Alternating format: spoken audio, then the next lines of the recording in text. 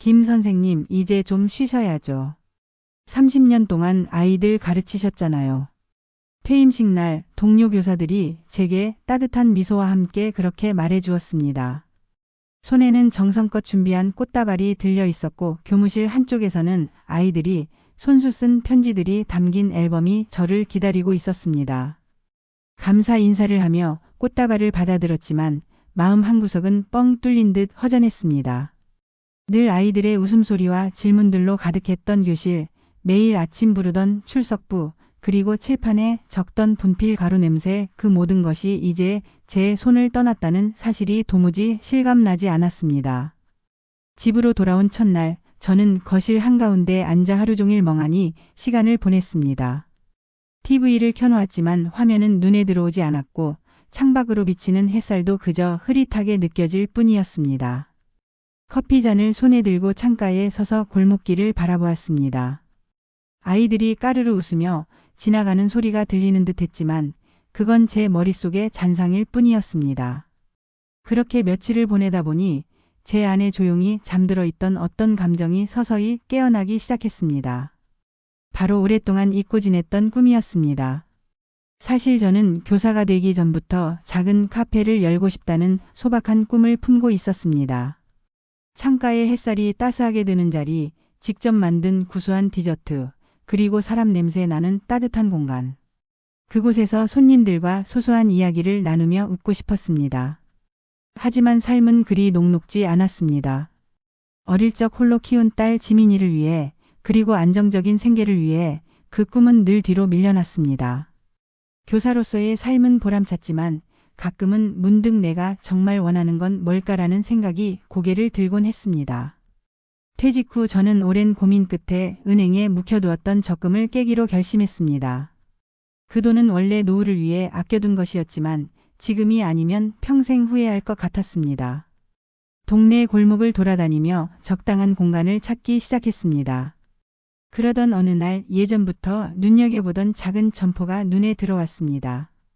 낡은 간판과 오래된 유리창이지만 햇살이 잘 들고 조용하면서도 사람들의 발길이 끊이지 않는 자리였습니다. 가게 계약을 마치고 나오던 길, 저는 괜히 벅차올라 눈물을 흘렸습니다. 이제 진짜 내 시간이 시작되는구나. 그 생각에 가슴이 뛰었습니다. 가게 이름은 오래 고민하지 않았습니다. 제 이름 은혜를 따서 은혜의 정원이라 지었습니다. 단순히 커피를 파는 곳이 아니라 사람들이 마음을 쉬어갈 수 있는 정원 같은 공간이 되길 바랐습니다. 처음에는 낡은 벽을 손수 페인트를 칠하며 땀을 흘렸고 중고 가구를 찾아다니며 하나하나 제 손으로 공간을 꾸몄습니다. 오래된 나무 테이블은 동네 목수 아저씨가 저렴하게 넘겨주셨고 오븐은 교사 시절의 친구가 이제라도 꿈을 펼쳐야지라며 선물해 주었습니다. 커피 머신은 제 딸 지민이가 퇴직 기념이라며 깜짝 선물로 사주었습니다. 엄마, 이거로 진짜 멋진 카페 만들어요. 지민이의 그 말에 저는 웃으며 고개를 끄덕였습니다. 메뉴는 제 손길이 닿은 것들로 채웠습니다. 단호박 파운드 케이크는 제가 아이들에게 간식으로 만들어주던 레시피를 살짝 변형한 것이었고 유자청을 넣은 따뜻한 차는 겨울이면 늘 제 곁을 따뜻하게 해주던 음료였습니다. 직접 삶은 팥으로 만든 단팥죽은 어머니께 배운 비법으로 완성했습니다. 손님들에게 마치 엄마가 해준 밥상처럼 따뜻하게 내어드리고 싶었습니다. 개업 첫날 기대와 두려움이 뒤섞인 마음으로 문을 열었습니다. 간판 위에 은혜의 정원이라는 글씨가 햇빛에 반짝였고 문을 여는 순간 심장이 쿵쾅거렸습니다. 그러자 놀랍게도 동네 어르신들 몇 분이 조심스레 들어오셨습니다. 여기 새로 생긴 카페 맞죠? 라고 물으시며 테이블에 앉으셨고 따뜻한 유자차를 한 모금 드시더니 미소를 지으셨습니다. 따뜻하네 이거. 집에서 엄마가 해주던 맛이야. 그 말에 저도 모르게 눈시울이 뜨거워졌습니다. 그렇게 첫 손님들과 이런저런 이야기를 나누며 시간을 보냈습니다. 그날 이후 은혜의 정원은 점점 동네 사랑방이 되었습니다. 혼자 계신 어르신들이 삼삼오오 찾아와 삶의 이야기를 나누셨습니다. 어떤 분은 신문을 펼쳐 읽으며 시간을 보내셨고 또 어떤 분은 라디오에서 흘러나오는 옛 노래를 흥얼거리셨습니다. 저는 매일 아침 문을 열며 밝게 인사드렸습니다. 어서 오세요. 오늘도 좋은 하루 되세요. 그 말에 어르신들은 사장님 덕분에 오늘도 기분 좋아요라며 웃으셨습니다. 가끔은 제 이야기도 조심스레 꺼냈습니다. 저도 이제 막 은퇴해서요. 카페는 제 오랜 꿈이었어요. 그러면 어르신들은 제 손을 꼭 잡고 말씀하셨습니다. 꿈을 이룬 사람이네요. 보기 좋아요, 사장님. 그 말은 제게 큰 힘이 되었습니다. 교사로서의 삶이 누군가에게 헌신하는 시간이었다면 이 카페는 저 자신에게 선물한 새로운 시작이었습니다. 제게는 30이 넘은 딸 지민이가 있습니다. 지민이는 늘 제 곁을 든든히 지켜주는 존재입니다. 주말이면 카페에 들러 설거지를 돕고 SNS에 올릴 사진도 찍어줍니다. 엄마 진짜 따뜻한 느낌이야. 여기서 책 읽고 싶다. 지민이의 그 말이 제게는 세상에서 가장 큰 칭찬이었습니다. 가끔 지민이가 손님들과 자연스럽게 이야기를 나누는 모습을 보면 내 딸이 이렇게 자랐구나 하는 생각에 가슴이 뭉클해집니다. 지금 저는 아침마다 제 손으로 반죽을 하고 커피를 내리고 손님들을 맞이합니다. 하루하루가 바쁘지만 마음은 늘 가볍습니다. 제 인생에서 처음으로 정말 제가 하고 싶은 일을 하고 있기 때문입니다. 은혜의 정원은 단순한 카페가 아니라 제 꿈과 사람들의 이야기가 얽히는 소중한 공간이 되었습니다. 그렇게 제 노후의 시작은 생각보다 더 아름답고 풍성했습니다. 하지만 그때까지만 해도 저는 몰랐습니다. 이 정원이 곧 시련의 바람에 휘청일 거라는 것을요. 그리고 그 바람 속에서 제가 다시 태어나게 될 거라는 것도요. 처음 그분을 본 건 은혜의 정원을 연 지 한 달쯤 되었을 때였습니다. 평소처럼 아침 일찍 문을 열고 커피를 내리며 하루를 준비하고 있었습니다. 오븐에서는 단호박 파운드 케이크의 구수한 냄새가 퍼지고 창문 너머로 부드러운 햇살이 카페 안을 비추고 있었습니다. 그때 문이 살짝 열리며 중후한 정장을 입은 신사 한 분이 조용히 들어오셨습니다. 회색빛 머리칼은 단정하게 빗겨 있었고 미소를 머금은 얼굴은 어딘가 낯설지 않게 느껴졌습니다. 저는 언제나처럼 밝은 목소리로 인사를 건넸습니다. 어서 오세요. 따뜻한 아메리카노 한 잔 드릴까요? 그분은 고개를 살짝 끄덕이며 창가의 작은 테이블에 자리를 잡으셨습니다. 주문을 받는 동안에도 그는 매장의 구석구석을 천천히 둘러보셨습니다. 낡은 나무 선반에 놓인 소박한 화분, 벽에 걸린 손뜨개 액자, 그리고 테이블 위에 작은 메뉴판까지.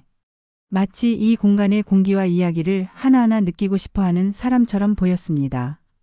저는 커피를 내려 조심스레 테이블 위에 놓아드렸고 그는 한 모금 마신 뒤 나지막이 말씀하셨습니다. 이곳 참 마음이 따뜻해지는 곳이네요. 그 말 한마디가 이상하게도 제 마음에 깊이 남았습니다. 단순한 인사말이 아니라 진심이 담긴 감정처럼 들렸기 때문입니다. 그날 이후 그분은 거의 매일 카페에 들르기 시작하셨습니다. 아침이면 따뜻한 아메리카노를, 오후면 유자차를 주문하며 조용히 자리에 앉으셨습니다. 늘 책 한 권이나 신문을 들고 오셨고 가끔은 안경을 고쳤으며 신문의 작은 글씨를 읽는 모습이 눈에 들어왔습니다. 저는 어느새 그분을 아메리카노 손님이라 부르게 되었고 이름을 알기 전까지는 그 별명으로만 기억했습니다. 며칠 뒤 그분이 먼저 자기소개를 해주셨습니다. 커피를 내리던 저에게 다가와 부드러운 목소리로 말씀하셨습니다. 박민호라고 합니다. 은퇴 전에는 금융 쪽에서 일했어요. 지금은 뭐 그냥 한가한 노인일 뿐입니다. 그 말에 저는 웃으며 제 소개를 했습니다. 김은혜라고 합니다. 여기는 제 오랜 꿈이었어요. 정년 퇴직하고 시작한 작은 카페입니다. 민호 씨는 고개를 끄덕이며 미소를 지으셨고 그 순간 우리는 마치 오랜 친구처럼 자연스럽게 이야기를 나누기 시작했습니다. 날씨에 대한 소소한 이야기, 신문에 실린 뉴스, 그리고 서로의 인생에서 스쳐 지나간 단편적인 기억들. 민호 씨는 조용하면서도 다정한 사람이었습니다. 말투는 부드러웠고 상대를 배려할 줄 알았으며 무엇보다도 이야기를 잘 들어주는 사람이었습니다. 어느 날 민호 씨는 커피잔을 내려놓으며 문득 이런 말을 했습니다. 이곳은 마치 시간이 느리게 흐르는 것 같아요. 도시 한복판인데도 마음이 편해집니다. 저는 그 말을 듣고 가슴이 따뜻해졌습니다. 은혜의 정원을 열 때 꿈꿨던 바로 그 공간, 사람들의 마음이 쉬어가는 곳이 되어가고 있다는 생각에 기뻤습니다. 민호 씨는 단순히 커피를 마시러 오는 손님이 아니라 이 공간의 가치를 알아봐주는 사람이라는 걸 느꼈습니다. 그 후로 우리는 점점 더 많은 대화를 나누게 되었습니다. 저는 카페 운영에 대한 소소한 고민을 털어놓곤 했습니다. 가끔 걱정돼요. 이 작은 카페가 얼마나 오래 갈 수 있을지. 수익도 크지 않고 체력도 점점 달리거든요. 그때 민호 씨는 잔잔한 미소를 지으며 답했습니다. 은혜 씨, 이곳은 이미 많은 사람들에게 소중한 공간이 됐어요. 그게 가장 큰 자산 아닐까요? 그의 말은 늘 위로가 되었습니다. 그러던 어느 날 그는 조금 진지한 표정으로 새로운 제안을 꺼냈습니다. 은혜 씨 같은 분이라면 더 큰 꿈을 꿔도 됩니다. 이 카페 프랜차이즈로 만들어 보는 건 어떠세요? 저는 깜짝 놀라 입을 다물지 못했습니다. 프랜차이즈라니, 그런 거창한 생각은 단 한 번도 해본 적이 없었습니다. 작은 골목 카페 하나 운영하는 것만으로도 벅찬데 프랜차이즈라니요. 하지만 민호 씨는 진지했습니다. 그는 금융업계에서 쌓은 경험을 바탕으로 시장 흐름, 고객 타깃, 공간 활용, 브랜드 구성에 대해 조목조목 설명해 주었습니다. 심지어 메뉴를 표준화하고 지역별로 어르신들을 위한 맞춤 서비스를 추가하는 아이디어까지 제안했습니다. 그의 말은 마치 전문 컨설턴트처럼 설득력 있었고 무엇보다 진심이 담겨 있었습니다. 저는 처음에는 어리둥절했지만 점점 그의 말에 귀를 기울이게 되었습니다. 어쩌면 이 사람과 함께라면 내 꿈이 더 크게 자랄 수도 있지 않을까 하는 기대가 슬며시 고개를 들었습니다. 민호 씨는 단순히 조언을 주는데 그치지 않고 가끔은 카페의 작은 문제들을 해결하는 데도 도움을 주셨습니다. 어느 날은 낡은 의자가 삐걱거린다고 하자 다음날 아침 도구 상자를 들고 와 직접 고쳐 놓으셨습니다. 이런 건 제가 할게요. 은혜 씨는 커피 내리는데 집중하세요 라며 웃는 그의 모습에 저도 모르게 미소가 번졌습니다. 그러던 어느 날 문을 닫고 정리하던 중 민호 씨가 갑작스레 말을 꺼냈습니다. 카페 안은 이미 손님들이 모두 떠난 뒤라 오직 우리 둘만의 조용한 시간이 흐르고 있었습니다. 은혜 씨, 내가 요즘 가장 기다리는 시간이 언젠지 아세요? 바로 이곳에 오는 시간입니다. 그 말에 저는 순간 멈칫했습니다. 가슴이 이상하게 뛰었고 뺨이 살짝 뜨거워졌습니다. 민호 씨는 잔잔한 눈빛으로 말을 이어갔습니다. 당신 같은 사람과 함께라면 노후가 외롭지 않을 것 같아요. 저는 그게 참 고맙습니다. 그 순간 카페 안의 공기가 더욱 따뜻하게 느껴졌습니다. 저는 아무 말도 하지 못한 채 그를 바라보았습니다. 누군가가 제 존재 자체를 따뜻하다고 느낀다는 사실, 그리고 그 사람이 매일 이곳에 와서 제 꿈을 응원해 준다는 사실이 저에게는 생각보다 큰 위로였습니다. 그날 밤 집으로 돌아와 잠자리에 들었지만 잠이 오지 않았습니다. 민호 씨의 말이 자꾸만 머릿속을 맴돌았고 그 말 속에 담긴 진심이 제 마음을 서서히 흔들기 시작했습니다. 은혜의 정원은 단순한 카페가 아니었습니다. 그곳은 제 꿈이 뿌리내린 곳이자 사람들의 이야기가 쌓이는 곳이었습니다. 그리고 이제 민호 씨라는 새로운 인연이 그 정원에 조용히 피어나고 있었습니다. 그의 존재는 제게 단순한 손님 이상의 의미가 되어갔습니다. 어쩌면 이 카페가 제 노후의 새로운 시작뿐 아니라 예상치 못한 따뜻한 동행을 가져다 줄지도 모른다는 생각이 들었습니다. 사람 마음이라는 게 참 묘합니다. 처음엔 조심하고 멀찍이 바라보다가도 어느새 따뜻한 말 한마디, 다정한 눈빛 하나에 문을 열게 되니까요. 저도 그랬습니다. 민호 씨가 은혜의 정원에 머무는 시간이 길어질수록 저는 그의 발소리가 들릴 때면 저도 모르게 문 쪽을 바라보곤 했습니다. 그가 주문하는 아메리카노의 향, 그가 앉는 창가 자리의 햇살, 그리고 그가 건네는 잔잔한 대화들이 제 하루에 스며들었습니다. 그의 존재는 어느새 위안이 되었고 그와 나누는 이야기들은 제 마음을 따뜻하게 채웠습니다. 어느 날이었습니다. 평소처럼 카페의 작은 테이블에 앉아 소소한 이야기를 나누던 중 민호 씨가 조심스럽게 새로운 화제를 꺼냈습니다. 그의 눈빛은 평소보다 조금 진지했고 목소리에는 묘한 설득력이 묻어났습니다. 요즘 괜찮은 투자 기회가 하나 있습니다. 그 말에 저는 순간 긴장했습니다. 투자라는 단어는 저 같은 평범한 사람에게는 낯설고 솔직히 말해 조금은 불안한 단어였습니다. 교사로 평생을 살아오며 안정적인 월급에 익숙했던 저에게 투자란 드라마나 뉴스에서나 나오는 먼 이야기처럼 느껴졌습니다. 저는 대답 대신 눈빛으로 궁금하다는 뜻을 전하며 그의 다음 말을 기다렸습니다. 은혜 씨는 은퇴 후에도 카페 운영만으로 노후를 보내실 수 있다고 생각하세요? 그 질문은 제 마음을 날카롭게 찔렀습니다. 사실 은혜의 정원은 제 꿈의 공간이지만 수익은 그리 넉넉하지 않았습니다. 단호박 파운드 케이크와 유자차를 사랑해주는 단골들이 있었지만 월세와 재료비를 내고 나면 남는 돈은 많지 않았습니다. 게다가 나이 들수록 체력이 달리는 게 느껴졌고 가끔은 카페 문을 닫고 쉬고 싶을 때도 있었습니다. 하지만 저는 애써 미소를 지으며 대답했습니다. 이곳이 제 꿈이에요. 돈보다 마음이 편해서 좋아요. 민호 씨는 제 말을 듣고 고개를 끄덕이며 부드러운 미소를 지었습니다. 그러더니 다시 진지한 표정으로 이야기를 이어갔습니다. 물론이죠. 하지만 꿈을 지키기 위해서라도 안정적인 기반이 필요합니다. 지금 지역에 대규모 복합 쇼핑몰이 들어서게 될 텐데 제가 아는 분이 그 안에 상가 분양 정보를 미리 확보했습니다. 초기 투자자에게는 아주 유리한 조건이에요. 리스크는 거의 없다고 봐도 됩니다.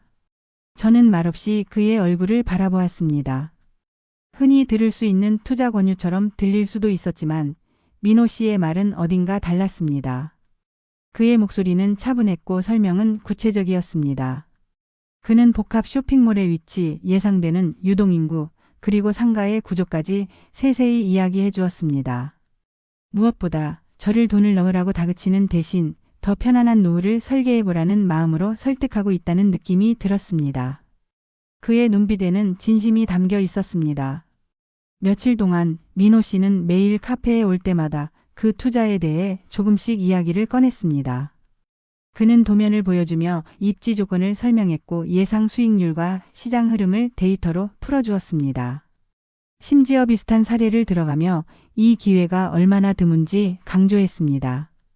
그는 마치 현직 금융 전문가처럼 보였고 저보다 훨씬 현실적인 시선을 가지고 있었습니다. 그러던 어느 날 그는 제게 단호하면서도 따뜻한 목소리로 말했습니다. 지금 이 기회를 잡으면 카페는 계속 하시면서도 나중엔 지민 씨에게도 물려줄 수 있어요. 저는 은혜 씨가 더 넉넉하고 여유롭게 지내셨으면 좋겠습니다. 그 말을 듣는 순간 제 마음 한켠이 흔들렸습니다.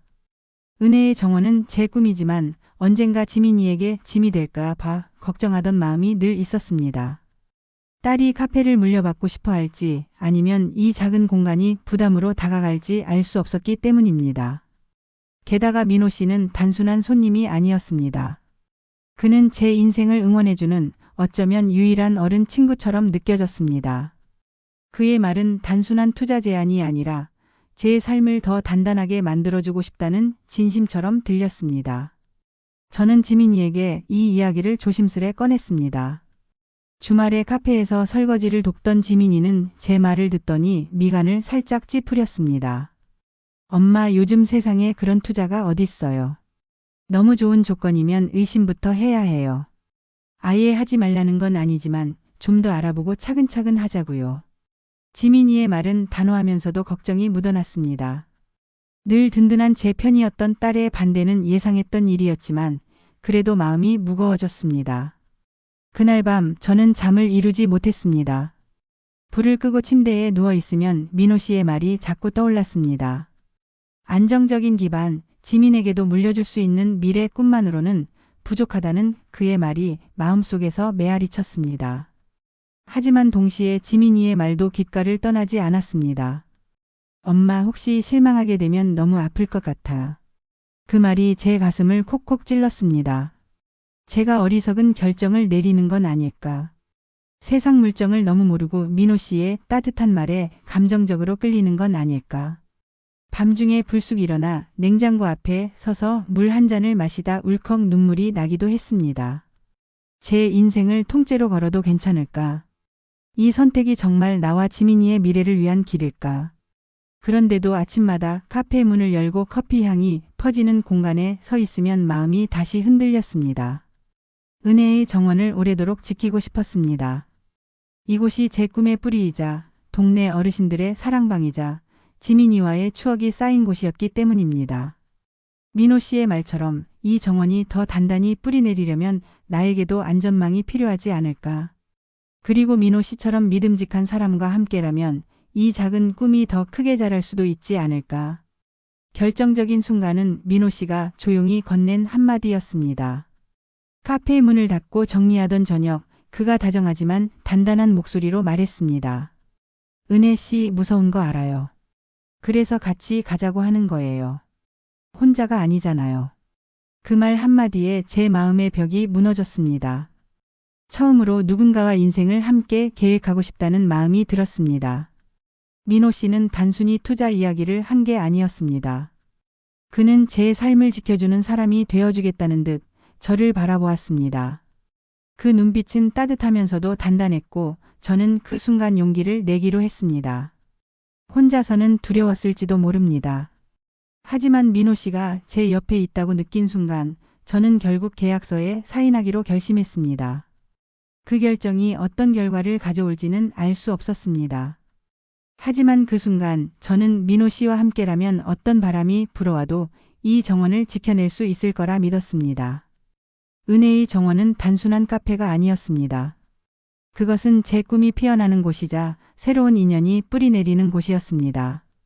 그리고 이제 민호 씨라는 동행과 함께 제 노후는 또 다른 시작을 꿈꾸고 있었습니다. 며칠 후 하늘이 무너지는 것 같았습니다. 모든 것이 한순간에 무너져 내리는 듯한 그 느낌은 평생 잊을 수 없을 것 같습니다. 처음 민호 씨에게 전화를 걸었을 때만 해도 저는 그렇게 큰일이 생긴 줄 몰랐습니다. 투자 계약서와 송금 확인서를 민호 씨에게 보낸 뒤 서류를 잘 받았는지 확인하려고 전화를 걸었습니다. 퇴직금의 대부분을 털어넣은 그 계약은 제 미래를 위한 안전망이자 은혜의 정원을 더 단단히 지킬 기반이라고 믿었기 때문입니다. 하지만 전화는 짧은 신호음만 남긴 채 끊어졌습니다. 신호음이 덩그러니 울리다가 이내 전원이 꺼져 있습니다. 라는 기계음이 차갑게 들려왔습니다. 바쁘신가 보네. 처음에는 그렇게 생각했습니다. 민호 씨는 늘 바쁜 사람처럼 보였고 금융업계 출신이라 갑작스러운 일정이 생겼을 수도 있다고 스스로를 다독였습니다. 하지만 그날 하루 종일 전화를 걸어도 다음날 아침에도 상황은 달라지지 않았습니다. 민호 씨의 전화기는 여전히 꺼져 있었습니다. 불길한 기운이 가슴을 서서히 파고들기 시작했습니다. 저는 카페 창가에 앉아 멍하니 골목길을 바라보았습니다. 늘 그가 앉던 그 자리에 그의 손때 묻은 신문이 놓여 있는 듯한 착각이 들었습니다. 혹시라도 문이 열리고 그가 환하게 웃으며 들어오지 않을까. 미안해요. 잠시 일이 있어서요 라며 익숙한 미소를 지으며 아메리카노를 주문하지 않을까. 하지만 시간이 흐를수록 문은 굳게 닫혀 있었고 민호 씨는 나타나지 않았습니다. 손끝이 떨리기 시작했고 숨이 점점 가빠졌습니다. 엄마 혹시라도 사귀면 어떡해? 지민이의 말이 불쑥 떠올랐습니다. 그때는 고개를 저으며 웃어넘겼던 그 말이 이제는 날카로운 칼처럼 가슴을 찔렀습니다. 아니야. 민호 씨는 그럴 리 없어. 저는 고개를 절레절레 흔들며 스스로를 다독였습니다. 지금까지 나눴던 수많은 대화, 따뜻했던 그의 시선, 함께 웃으며 꿈을 이야기했던 시간들이 거짓일 리 없다고 믿고 싶었습니다. 그는 제 꿈을 응원해주던 사람이었고 제 노후를 함께 설계하자던 사람이었습니다. 그를 배신하는 생각을 할 수는 없었습니다. 하지만 불안은 점점 커져만 갔습니다. 견딜 수 없던 저는 결국 민호 씨가 소개해준 투자회사에 전화를 걸어보았습니다. 연결음이 길게 울리다 끊겼습니다. 몇 번을 더 시도했지만 결과는 마찬가지였습니다. 가슴이 철렁 내려앉았고 숨이 막히는 듯한 공포가 밀려왔습니다. 혹시나 하는 마음에 지민이에게 전화의 도움을 청했습니다. 엄마 나 지금 갈게요. 같이 가서 확인해 보자고요. 지민이의 목소리는 단단했지만 그 안에는 걱정이 묻어 있었습니다. 우리는 민호 씨가 알려준 회사 주소로 직접 찾아갔습니다. 하지만 그곳은 텅 빈 사무실이었습니다. 낡은 간판만 덩그러니 걸려 있고 유리문에는 임대문이라는 종이가 붙어 있었습니다. 사무실 안은 먼지로 뒤덮인 책상과 의자 몇 개만이 쓸쓸히 놓여 있었습니다. 저는 그 앞에서 한참을 서 있었습니다. 무릎이 후들거려 도저히 움직일 수 없었습니다. 세상이 빙글빙글 도는 듯했고 심장이 쿵쾅거리며 터질 것 같았습니다. 엄마. 지민이가 제 손을 꼭 잡았습니다. 그 따뜻한 손길이 아니었다면 저는 그 자리에서 주저앉았을지도 모릅니다. 저는 겨우 입술을 달싹이며 말을 꺼냈습니다. 설마 민호 씨가. 믿고 싶지 않았습니다. 믿을 수 없었습니다. 하지만 눈앞에 펼쳐진 텅 빈 사무실은 모든 것을 말해주고 있었습니다. 투자 자체가 거짓이었고 민호 씨는 제 전 재산을 가지고 사라진 것이었습니다. 퇴직금, 은혜의 정원을 지키기 위해 아껴둔 마지막 안전망, 그리고 제 꿈의 일부까지 모두 한순간에 잿더미가 되었습니다. 집에 돌아와서도 저는 그 사실을 받아들이지 못했습니다. 거실 소파에 주저앉아 멍하니 천장을 바라보다 결국 침대에 몸을 던지고 이불을 뒤집었었습니다. 눈물은 끝도 없이 흘러내렸습니다. 믿었던 사람이었습니다. 의지했던 사람이었습니다. 그는 제 이야기를 들어주고 제 꿈을 응원하며 제 곁에서 함께 미래를 그려주던 사람이었습니다. 하지만 그는 제 모든 것을 송두리째 앗아간 배신자였습니다. 카페 문은 결국 닫았습니다. 더 이상 손님들의 환한 인사를 받을 용기가 없었고 커피 향도, 단호박 파운드 케이크의 구수한 냄새도 모두 짐처럼 무겁게 느껴졌습니다. 매일 아침 문을 열고 어서 오세요라고 외치던 제 목소리는 이제 메마른 한숨으로 바뀌었습니다. 저는 하루하루 방 안에 틀어박혀 울기만 했습니다. 거울 속에 비친 제 모습은 몰라볼 정도로 초췌해져 있었습니다. 퇴직금을 잃은 것도 카페를 잃게 된 것도 견딜 수 없었지만 무엇보다 사람을 믿었던 제 자신이 미웠습니다. 어리석게도 그의 따뜻한 말에 그 다정한 눈빛에 속아 넘어간 제 자신이 한없이 원망스러웠습니다. 지민이는 묵묵히 제 곁을 지켜주었습니다. 어느 날 저를 꼭 끌어안으며 조용히 말했습니다. 엄마 잘못 아니에요. 세상이 나쁜 거예요. 엄마는 그냥 사람을 너무 믿고 싶었던 거예요. 그 말에 저는 더 크게 울었습니다. 지민이의 따뜻한 품 안에서 마치 어린아이가 된 듯 흐느꼈습니다. 하지만 아무리 딸이 위로해줘도 저는 제 자신을 용서할 수 없었습니다. 손끝이 떨려 컵 하나조차 제대로 들지 못하는 날도 있었습니다. 세상이 무너진다는 게 이런 걸까? 아무런 희망도 아무런 빛도 보이지 않는 어둠 속에 갇힌 듯한 기분이었습니다. 밤마다 민호 씨가 웃으며 건네던 말이 떠올랐습니다. 곧 부자가 될 거예요, 은혜 씨. 그 환한 웃음, 그 따뜻했던 눈빛이 이제는 가시처럼 제 가슴을 찔렀습니다. 그의 목소리가 귓가에 맴돌 때마다 숨이 막혔고 가슴이 조여왔습니다. 한때 꿈꿨던 정원, 은혜의 정원은 이제 문을 굳게 닫은 채 먼지만 쌓여갔습니다. 창문 너머로 햇살이 들어와도 그 빛은 더 이상 따뜻하지 않았습니다. 하루는 그렇게 지나고 또 하루도 그렇게 흘러갔습니다. 저는 아무것도 할 수 없었고 아무것도 하고 싶지 않았습니다. 아침에 눈을 뜨는 것조차 버거웠고 살아야 할 이유조차 찾지 못했습니다. 살면서 이렇게까지 바닥에 떨어진 기분은 처음이었습니다. 모든 것을 잃고 모든 믿음을 잃은 채 저는 텅 빈 껍데기처럼 무너져 있었습니다. 은혜의 정원은 더 이상 정원이 아니었습니다. 그것은 제 꿈이 부서진 폐허, 그리고 제 신뢰가 짓밟힌 무덤이 되었습니다. 방 안에 틀어박혀 지낸 지 얼마나 지났는지 기억조차 나지 않습니다. 날마다 해가 뜨고 지는데도 저는 그 따스한 빛도 세상의 흐름도 느끼지 못했습니다. 하루는 울다 지쳐 잠들었고 또 하루는 멍하니 천장만 바라보다가 창밖이 밝아오는 걸 알아챘습니다. 은혜의 정원은 문을 닫은 채 먼지만 쌓여갔고 제 마음도 그 카페처럼 텅 비어갔습니다. 민호 씨에게 속아 모든 것을 잃은 그 순간부터 저는 살아있다는 느낌조차 잃어버린 듯 했습니다. 그러던 어느 날 무심코 카페에 들러 먼지 쌓인 공간을 정리하던 중이었습니다. 테이블 위에 먼지를 닦아내고 의자를 하나씩 정돈하며 애써 마음을 다잡으려 했습니다. 그러다 벽장 한켠에서 흘러내린 종이 더미를 발견했습니다. 오래된 영수증, 메뉴 초안, 그리고 손님들이 남긴 메모들 사이에서 유난히 눈에 띄는 명함 하나가 툭 떨어져 나왔습니다. 박민호. 그 이름 아래에는 회사명과 전화번호 그리고 깨알같이 적힌 문구가 있었습니다. 그런데 명함 뒷면에는 작은 손글씨로 주소 하나가 적혀 있었습니다. 서울 외곽, 평소 들어본 적도 없는 동네 이름이었습니다. 순간 가슴이 쿵 내려앉았습니다. 민호 씨의 흔적을 다시 마주한 그 순간 분노와 슬픔이 한꺼번에 밀려왔습니다. 처음엔 그 명함을 구겨버리고 싶었습니다. 다 부질없는 짓처럼 느껴졌고 그의 이름만 봐도 숨이 막혔습니다. 하지만 명함을 바라보는 동안 제 안에서 무언가가 꿈틀거리기 시작했습니다.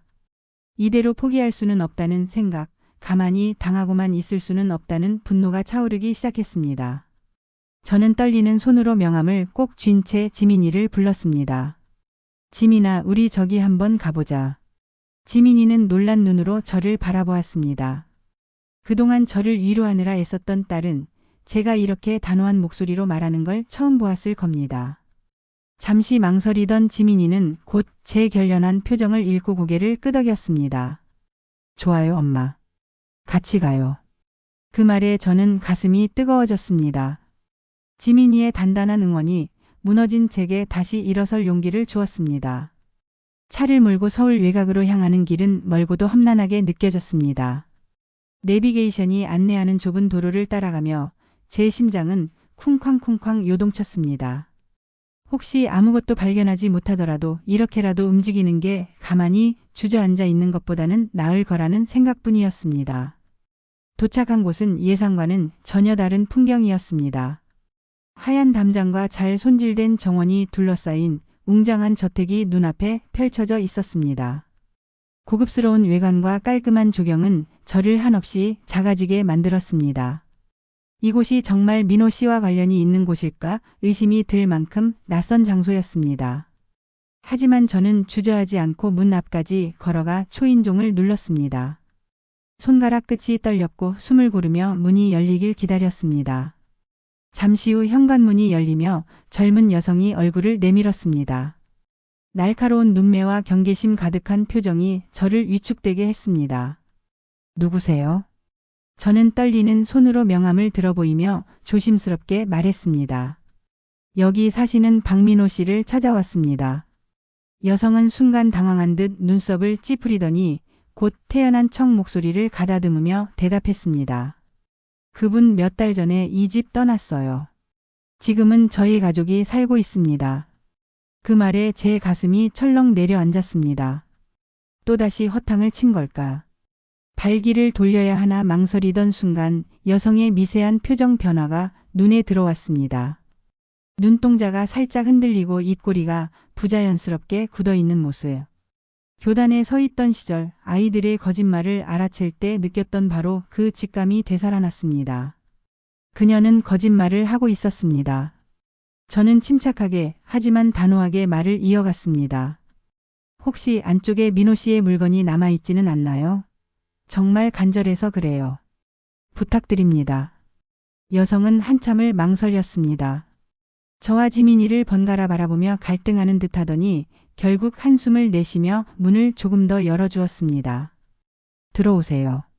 괜히 싸움 나면 저희도 피곤하니까요. 저와 지민이는 조심스럽게 집 안으로 들어섰습니다. 집은 고급스러운 가구와 장식으로 꾸며져 있었지만 어딘지 급히 정리된 흔적이 역력했습니다. 바닥에는 아직 포장되지 않은 상자들이 어지럽게 쌓여 있었고 공기에는 낯선 긴장감이 감돌았습니다. 거실 한쪽에는 서류 뭉치가 아무렇게나 놓여 있었고 그 중에는 민호 씨 이름이 적힌 문서도 눈에 띄었습니다. 심장이 쿵 내려앉는 동시에 손끝이 저릿해졌습니다. 저는 떨리는 손으로 서류를 하나하나 넘기기 시작했습니다. 지민이는 제 곁에서 숨을 죽인 채 함께 살펴보았습니다. 그리고 마침내 결정적인 단서를 발견했습니다. 전국 고령자 투자 상담 네트워크 사업 계획서라는 제목의 문서였습니다. 그 안에는 민호 씨를 포함한 여러 사람의 이름과 연락처가 기재되어 있었고 목표 60세 이상 단독 세대 투자 유치라는 문구가 빨간 펜으로 굵게 강조되어 있었습니다. 문서를 읽는 동안 머릿속에서 모든 퍼즐이 맞춰졌습니다. 민호 씨는 단순한 개인 사기꾼이 아니었습니다. 그는 어르신들을 대상으로 조직적으로 사기를 벌이는 집단의 일원이었던 것입니다. 제 신뢰를 이용해, 제 꿈을 이용해, 제 인생을 송두리째 빼앗은 계획의 일부였습니다. 저는 그 문서를 손에 꼭 쥐었습니다. 손바닥에 땀이 흥건히 배었지만 절대 놓을 수 없었습니다. 분노와 슬픔, 그리고 새로이 샘솟는 결심이 뒤섞여 온몸을 떨게 했습니다. 이제 이 싸움을 끝까지 가야겠다는 마음이 단단히 뿌리내렸습니다. 지민이는 제 어깨를 감싸 안으며 조용히 말했습니다. 엄마, 여기서부터 시작이에요. 우리가 해낼 거예요. 그 말에 저는 고개를 끄덕였습니다. 두려움도 분노도 슬픔도 모두 삼켜야 했습니다. 이제는 제가 나서야 할 때였습니다. 제 인생을 되찾기 위해, 그리고 민호 씨와 그 일당에게 속으로 속은 또 다른 피해자들의 인생을 지키기 위해 싸워야 했습니다. 그 순간 저는 더 이상 무너진 폐허 속의 은혜가 아니었습니다. 다시 일어선 전사였습니다. 그날 밤 저는 문서를 들고 경찰서를 찾았습니다. 떨리는 손으로 서류를 제출하며 조용히 하지만 단호하게 말했습니다. 이 사람을 꼭 찾아야 합니다. 제발 많은 사람들을 속였어요. 경찰은 문서를 꼼꼼히 살펴보며 저와 지민이의 진술을 들었습니다. 그들의 표정은 처음엔 무심했지만 문서의 내용을 확인할수록 점점 진지해졌습니다. 이건 단순한 사기가 아니에요. 조직적인 범죄일 가능성이 높습니다. 그 말에 저는 가슴이 뜨거워졌습니다. 비록 아직 민호 씨를 잡지 못했지만 적어도 싸움은 시작된 것입니다. 경찰서에서 돌아온 그날 밤 저는 오랜만에 뜨거운 물로 샤워를 했습니다. 거울 속 제 모습은 여전히 초췌했지만 눈빛만큼은 조금 달라져 있었습니다. 두려움과 절망에 짓눌렸던 눈이 아니라 결심과 단단한 의지를 품은 눈이었습니다. 민호 씨에게 속아 모든 것을 잃은 그 순간부터 저는 무너졌지만 이제는 다시 일어설 준비가 되어 있었습니다. 은혜의 정원은 폐허가 되었을지 모르지만 제 안에는 새로운 정원을 가꾸고자 하는 불씨가 살아나고 있었습니다. 며칠 뒤 경찰 수사팀에서 연락이 왔습니다. 제가 제출한 문서가 중요한 증거로 채택되었고 박민호라는 이름의 인물을 수배 중이라는 내용이었습니다. 그런데 수사관이 덧붙인 말은 저를 충격에 빠뜨렸습니다. 민호 씨는 전국 각지를 돌며 노인들을 대상으로 수십 건의 유사한 사기 행각을 벌여왔다는 것이었습니다. 피해자만 최소 20명이 넘습니다. 총 피해액은 50억 원을 넘을 것으로 보입니다. 그 말을 듣는 순간 온몸에 소름이 돋았습니다. 제가 겪은 고통이 저 혼자만의 불행이 아니었다는 사실, 그리고 그 많은 분들이 저처럼 민호 씨의 따뜻한 말과 다정한 눈빛에 속아 삶의 전부를 잃었다는 생각에 가슴이 미어졌습니다. 그들은 저처럼 꿈을 좇았고 누군가를 믿고 싶었을 뿐인데 그 믿음이 송두리째 짓밟혔을 것입니다. 눈물이 핑 돌았지만 저는 더 이상 울고만 있을 수 없었습니다. 이건 단순히 제 상처를 치유하는 문제가 아니라 민호 씨와 같은 이들에게 당한 모든 이들의 정의를 되찾는 일이었습니다. 저는 가만히 있을 수 없었습니다. 경찰의 수사 결과를 기다리는 것만으로는 그 고통의 무게를 견딜 수 없었습니다. 그래서 저는 인터넷을 통해 피해자 모임을 만들기로 결심했습니다. 은혜의 정원의 문은 다시 열 수 없었지만 온라인 공간에서라도 피해자들을 모아 서로의 아픔을 나누고 힘을 합쳐야겠다고 생각했습니다. 처음에는 조심스럽게 SNS와 커뮤니티에 글을 올렸습니다. 박민호라는 사람에게 투자 사기를 당하신 분, 함께 이야기를 나누고 싶습니다. 그 글을 올릴 때만 해도 과연 누가 응답할지 반신반의였습니다. 하지만 놀랍게도 1명, 2명씩 댓글이 달리기 시작했습니다. 저도 속았습니다. 그 사람의 얼굴 아직도 생생해요. 제 노후 자금 전부를 잃었어요. 메일과 메시지가 하나둘 도착했고 피해자들의 눈물로 쓴 듯한 사연들이 저를 찾아왔습니다. 저는 그 글들을 읽으며 가슴이 찢어지는 듯 했지만 동시에 묘한 연대감이 생겨났습니다. 우리는 모두 같은 상처를 안고 있었고 같은 분노를 품고 있었습니다. 그중 한 분이 특히 기억에 남았습니다. 최영자 할머니 73이라고 하셨습니다. 남편이 돌아가신 후 혼자 살아오시다 민호 씨에게 전 재산 3억 원을 맡겼다고 하셨습니다. 영상통화로 처음 뵌 그분은 손을 떨며 눈물을 글썽이셨습니다. 그놈 때문에 내 노후가 완전히 망가졌어요. 죽고 싶었어요. 진짜로. 그 말을 듣는 순간 저는 더 이상 참을 수 없었습니다. 단순히 잡혀야 한다는 생각을 넘어 반드시 내가 나서야 한다는 사명감이 불타올랐습니다. 이건 저 하나의 복수가 아니라 수십 명의 인생을 되찾는 일이었습니다. 피해자들과 함께 공동 대응팀을 만들었습니다. 각자의 피해 사례를 체계적으로 정리해 자료로 만들고 민호 씨의 수법과 특징을 하나하나 기록했습니다. 어떤 분은 그가 자주 입던 옷차림과 말투를 상세히 기억해 주셨고 또 다른 분은 그가 언급했던 가짜 회사명과 자주 바뀌던 휴대전화 번호 패턴을 공유해 주셨습니다. 우리는 마치 탐정처럼 그의 흔적을 쫓았습니다. 매일 밤늦도록 자료를 정리하고 서로 격려하며 때로는 울면서도 포기하지 않았습니다. 지민이는 제 옆에서 자료를 출력하고 온라인 회의를 돕는 등 든든한 조력자가 되어 주었습니다. 그러던 어느 날 결정적인 제보가 들어왔습니다. 한 피해자가 급하게 메시지를 보내왔습니다. 어제 제주도 항구에서 박민호와 닮은 사람을 봤어요. 고급 요트 타고 있더라고요. 그 메시지를 읽는 순간 저는 벌떡 일어났습니다. 심장이 터질 듯 뛰었고 온몸에 전율이 흘렀습니다. 지민에게 이 사실을 말하자 딸은 주저없이 대답했습니다. 가요, 엄마. 이번엔 놓치면 안 돼요. 저는 즉시 경찰에 이 제보를 전달했고 수사팀은 신속하게 움직였습니다. 지민이와 함께 제주도로 향하는 비행기에 몸을 실었습니다.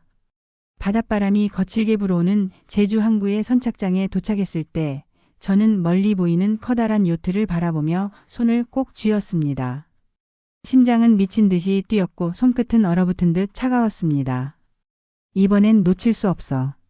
그 생각만이 머릿속을 가득 채웠습니다. 잠시 후 요트 출입구 쪽으로 한 남자가 걸어 나왔습니다.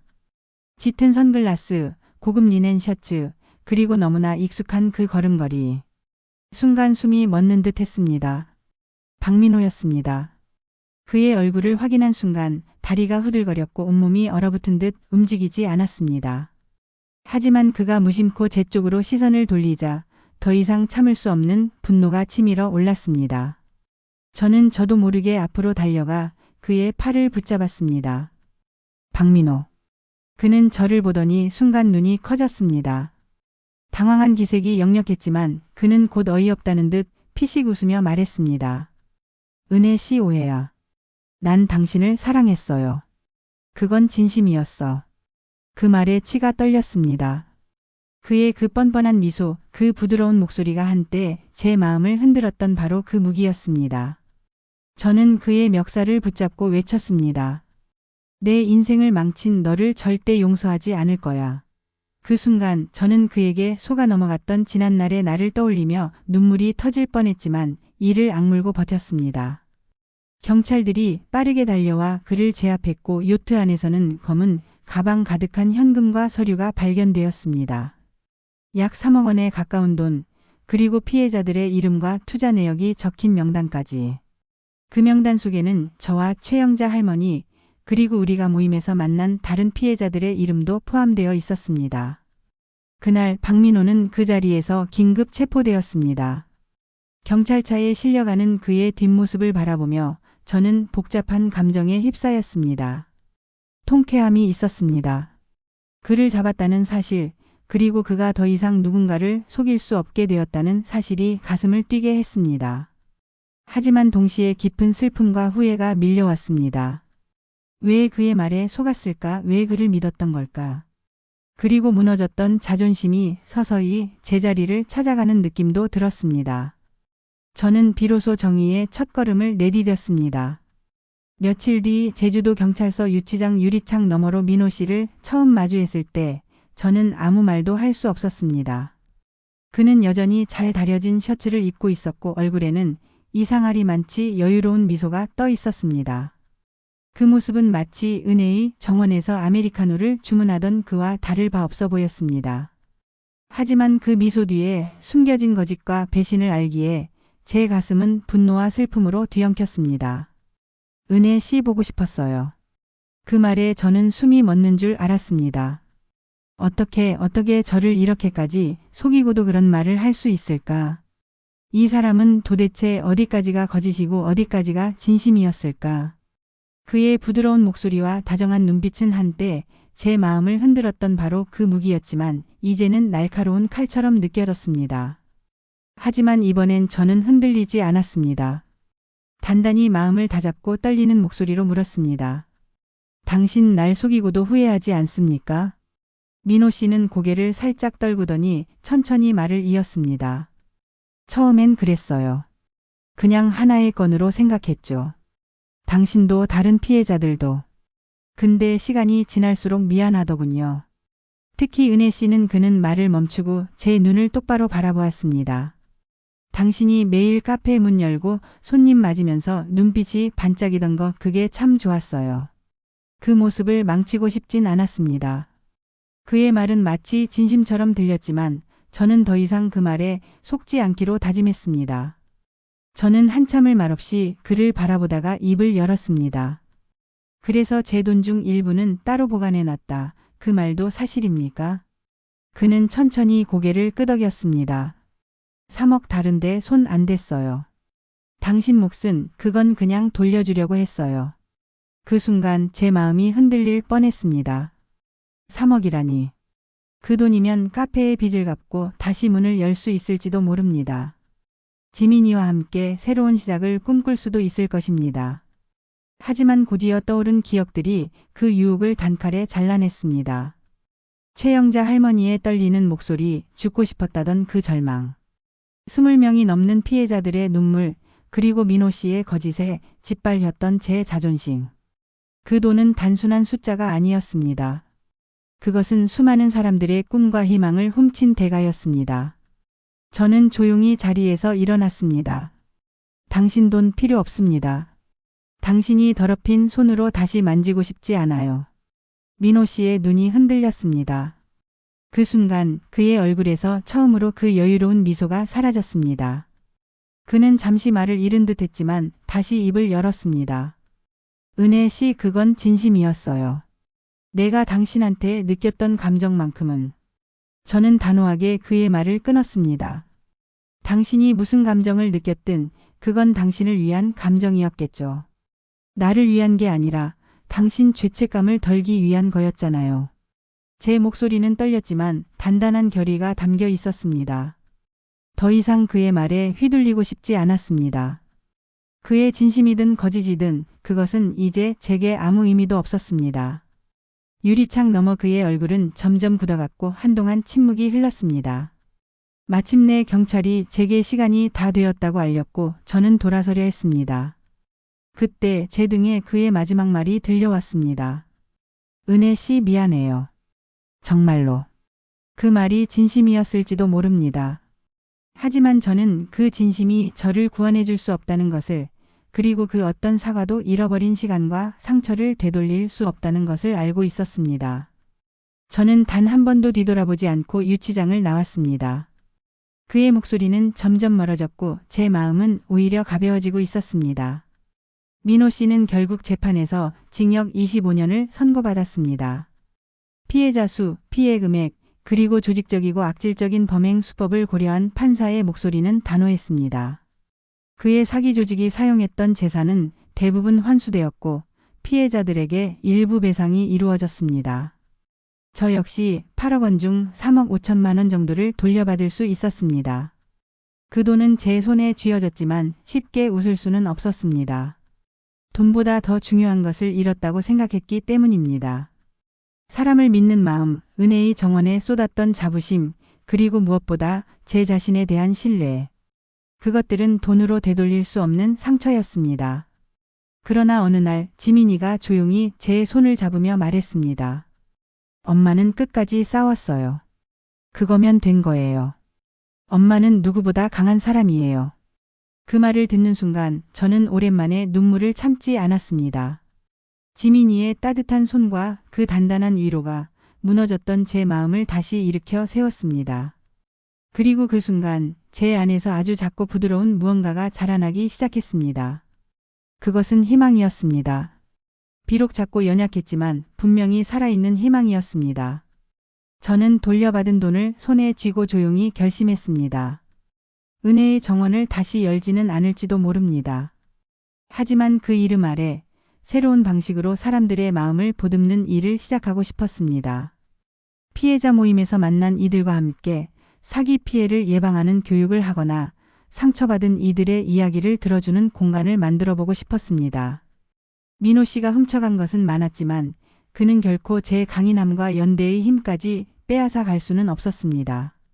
그날 밤 저는 오랜만에 창문을 열고 밤 공기를 들이마셨습니다. 차가운 바람이 뺨을 스쳤지만 이상하게도 따뜻하게 느껴졌습니다.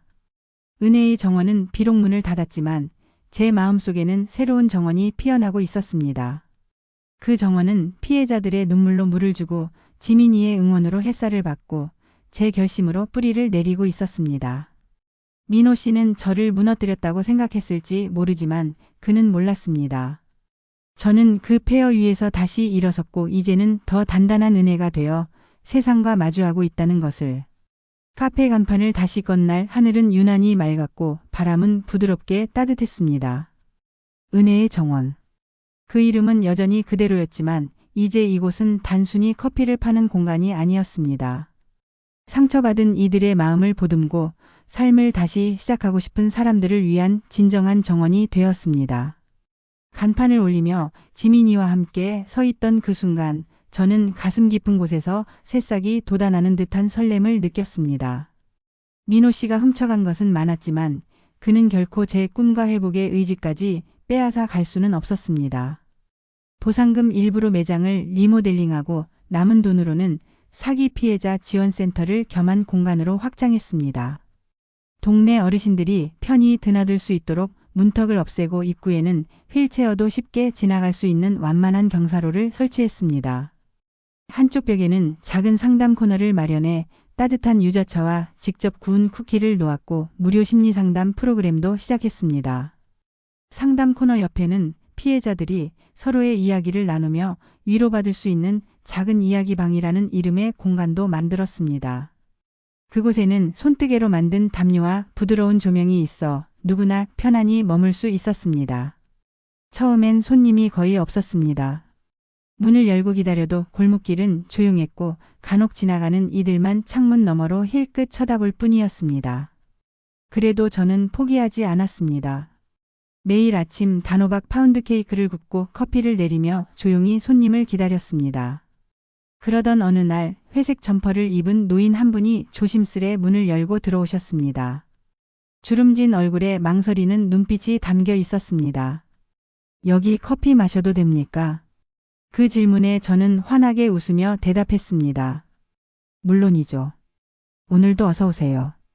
그 말에 노인은 작게 미소를 지으셨고 따뜻한 아메리카노를 한 모금 마신 뒤 조용히 창밖을 바라보셨습니다. 그날 이후 한 분, 두 분, 점점 더 많은 이들이 찾아오기 시작했습니다. 대부분은 처음엔 조심스럽고 주눅든 모습이었지만 차를 마시고 이야기를 나누고 나갈 때는 한결 편안해진 표정이었습니다. 그들의 미소는 제게 새로운 희망을 심어주었습니다. 지민이는 결국 다니던 회사를 그만두고 저와 함께 은혜의 정원을 운영하기로 결정했습니다. 엄마랑 같이 할게. 이제는 돈보다 중요한 걸 알게 됐어. 그 말을 들은 순간 저는 눈물이 핑 돌았습니다. 30이 넘은 딸이 제게 이런 고백을 해줄 날이 올 줄은 꿈에도 몰랐습니다. 지민이는 카페 운영뿐 아니라 SNS를 관리하고 상담 프로그램을 기획하며 정원의 새로운 숨결이 되어 주었습니다. 가끔은 손님들과 농담을 주고받는 지민이의 웃음소리가 카페 안을 가득 채웠고 그 소리는 제게 세상 무엇보다 큰 위로였습니다. 저희는 매주 목요일마다 작은 이야기 모임을 열었습니다. 사기 피해자들이 모여 지난 아픔을 나누고 서로를 위로하며 웃음을 되찾는 시간이었죠. 어떤 날은 피해자들이 직접 만든 음식을 가져와 함께 밥상을 차렸고 어떤 날은 조용히 서로의 이야기를 듣기만 했습니다. 그 모임에서 최영자 할머니가 써오신 시는 모두의 가슴을 울렸습니다. 은혜의 정원에서 다시 피어나다라는 제목의 시, 그 마지막 구절은 이랬습니다. 등 돌린 세상에서 당신은 내게 다시 사람을 믿는 법을 가르쳐 주셨습니다. 그 글을 들으며 저는 눈물을 참을 수 없었습니다. 하지만 그 눈물은 아픔의 눈물이 아니었습니다. 그것은 회복의 눈물이었고 다시 시작할 용기를 북돋우는 눈물이었습니다. 할머니의 손을 잡고 조용히 고개를 끄덕였을 때 저는 우리가 함께 만들어가는 이 정원의 의미를 새삼 깨달았습니다. 또 하나의 기적 같은 순간도 있었습니다. 어느 날 늘 말수가 적던 할아버지 손님이 조심스레 저에게 말을 걸어오셨습니다. 사장님, 아니 은혜 씨라고 불러도 될까요? 그분은 유난히 진지한 표정으로 이야기를 꺼내셨습니다. 제가 몇 년 전에 큰 사기를 당하고 집도 잃었어요. 사람들 눈도 못 마주치고 살았는데 이곳에서 처음으로 다시 사람들과 이야기할 수 있었어요. 당신 덕분에 다시 웃을 수 있었습니다. 그 말에 저는 말없이 그의 손을 꼭 잡았습니다. 누구보다 그 마음이 얼마나 깊은지, 그 한마디가 얼마나 큰 용기를 내어 꺼낸 말인지 알 수 있었기 때문입니다. 그 순간 저는 은혜의 정원이 단순한 카페를 넘어 사람들의 마음을 치유하는 진짜 정원이 되어가고 있음을 느꼈습니다. 요즘 저는 손주들과 함께 케이크를 구워보는 재미에 푹 빠져 있습니다. 생크림을 너무 많이 올려 망치기도 하고 밀가루를 쏟아 주방이 난장판이 되기도 하지만 그 아이들의 까르르 웃는 소리는 제게 세상 무엇보다 큰 보상입니다. 손주들이 할머니 이거 최고야 라며 케이크를 우적우적 먹는 모습을 보면 민호 씨가 훔쳐간 시간들이 조금씩 메워지는 기분입니다. 또 한 가지, 가끔 지자체나 시민단체에서 강연 요청이 들어옵니다. 사기 피해 예방 교육이 필요하다는 것이었죠.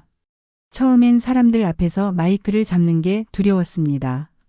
제 상처를 드러내는 일이 아직도 떨리고 부끄럽게 느껴졌기 때문입니다. 하지만 강연을 준비하며 피해자들과 나눴던 이야기, 그리고 그들이 다시 일어선 모습을 떠올리면 용기가 생겼습니다. 저는 강연에서 늘 이렇게 말합니다. 저는 사기를 당한 사람이 아니라 싸운 사람입니다. 그리고 그 싸움은 저를 더 강하게 만들었습니다. 삶은 언제나 뜻대로 흘러가지 않습니다. 때로는 누군가가 우리의 꿈을 무너뜨리고 믿음을 짓밟기도 합니다. 하지만 그렇다고 해서 멈춰버릴 수는 없습니다.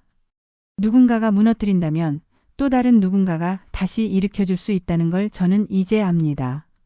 그리고 그 누군가는 다름 아닌 나 자신일 수도 있다는 것도요.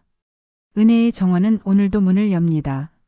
누군가의 상처가 조용히 치유되길 바라며 다시 사람을 믿고 자신을 믿을 수 있게 되길 바라며 여전히 커피는 따뜻하고 웃음은 진합니다.